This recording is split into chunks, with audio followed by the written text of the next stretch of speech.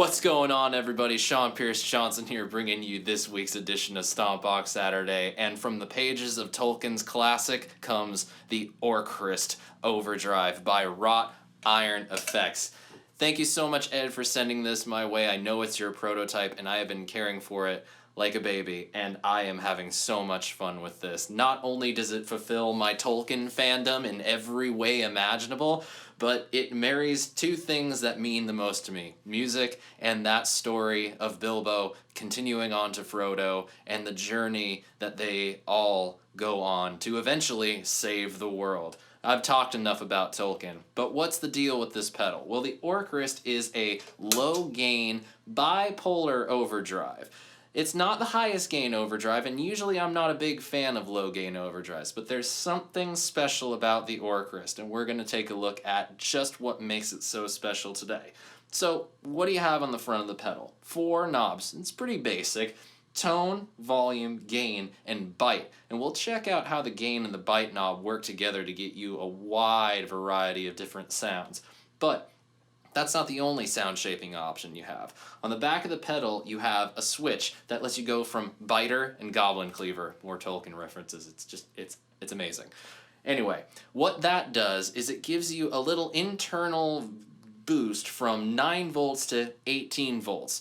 Not only does it give you that extra bit of boost, but it also makes the blade on the front of the pedal glow blue even more than it already does. And the fact that the blade glows blue on this pedal, and that's how you know it's turned on, I'm nerding out right now. It's unbelievable. So you would hope that something that looks this good, and this is one of the coolest looking pedals I've ever come across, sounds just as good. And I have to say, I think that it does. So let's check out a couple different uses for it. So let's start out by checking out the Orcrist in front of a clean channel. Now for this sound, I'm going for a little bit more crunch on top of my basic sound. So let's hear that.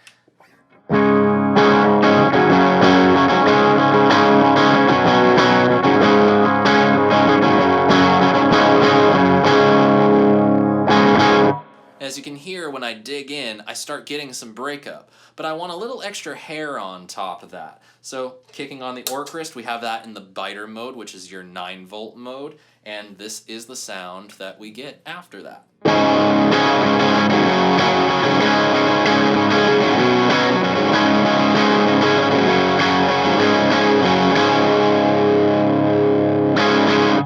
I like it. That extra bit of hair gives a nice sort of fullness to the sound that comes in really handy for that strumming on electric guitar.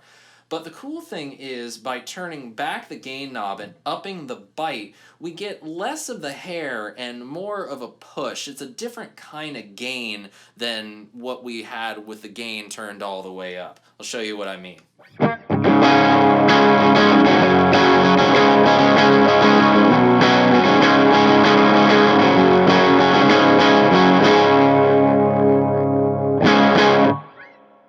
Not as much of that hair, but a little bit more push means that this pedal isn't providing so much color, and it's working with the amp and not overtaking the sound. Not that that's a bad thing. Pedals coloring your sound is often why we use pedals. But it's really handy the way that you can morph these sounds with the gain and the bite knob. Now, when I go ahead and turn on the goblin cleaver mode, yeah, the blade got brighter. It's fun.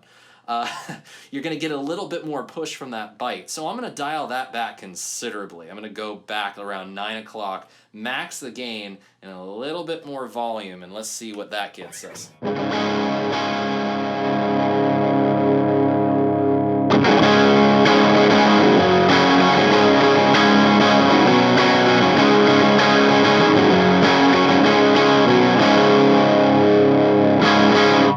Normally, if I'm using a low gain overdrive, I'm going to use it to boost the front end of an already crunchy amplifier. And this is the tone that I've started out as my bass line.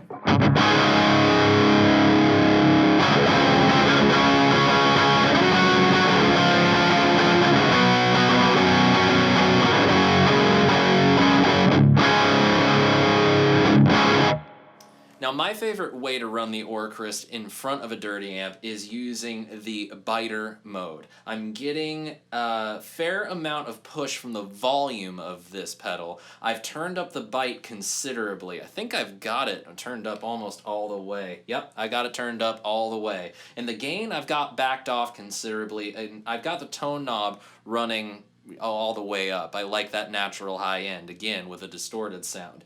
Now, the thing I like about this is it adds just a little bit of color from the pedal, but I'm getting more of a push rather than a grit. I'll show you what I mean.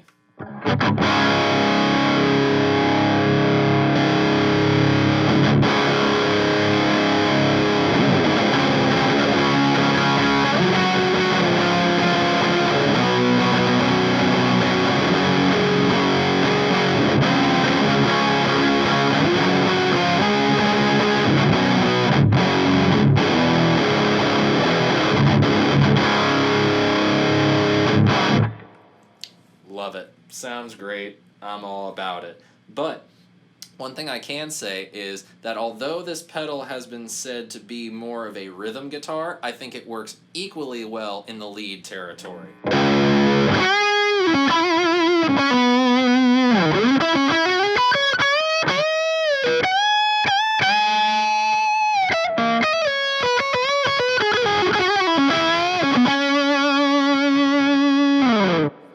I don't think that sounds half bad. Let's check it out if we darken that sound up and add a little bit more gain so it's a little bit more fuzzy.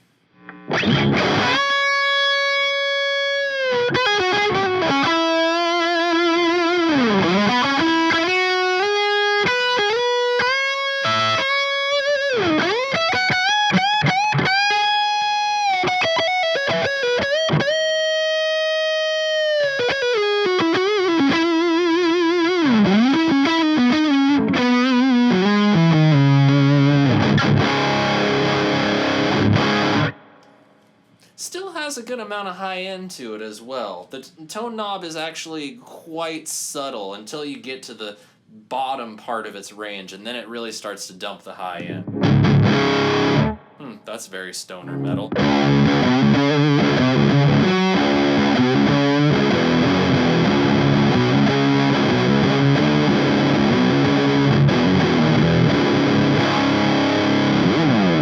Could take off the Goblin King's head with that one. Well, there you have it, everybody. There is your look at the Orcrist Overdrive by Wrought Iron Effects. Ed, thank you so much for entrusting me with the safety of your prototype. It is a beautiful thing. I really, really dig it. And that's saying something. I don't really like low-gain overdrives. For me, if I need low-gain overdrive, I'm just going to switch over to the dirty channel, dial in something with a little less preamp gain, and call it a day. But this... it's much more than that. It's a tone-shaping tool. Whether you're using it in front of a clean sound or a dirty sound, you're going to find something from this pedal that you like. I think it looks beautiful. It's a perfect homage and sort of nod to one of my favorite things, so it makes me eternally happy to see it on my pedal board. Was it forged by the elves of Gondolin of the First Age? No, but it sure sounds like it was, and I hope you all enjoyed watching this demo as much as I've enjoyed making it.